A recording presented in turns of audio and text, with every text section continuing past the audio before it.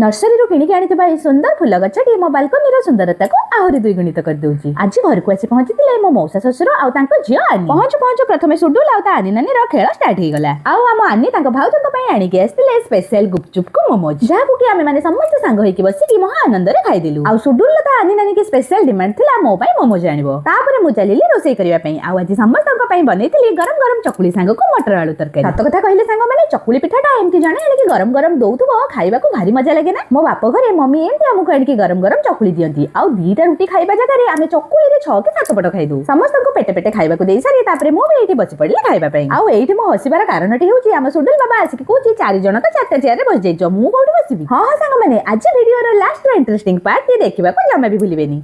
कोन करूचो ए बस मोबाइल देख। ओह एते दिन पर टिके शीत कमी गलानी ना। तो एथरो की शीत कोनी बाबा रे बाबा। ए वर्ष बहुत शीत पड़थिला, एला मु जमा नियारे सिकिएनी। कोन भाई ना तम कथा सुनले त मो देह गरम हे जाउची, आ नियारे कोन सिकिएबे।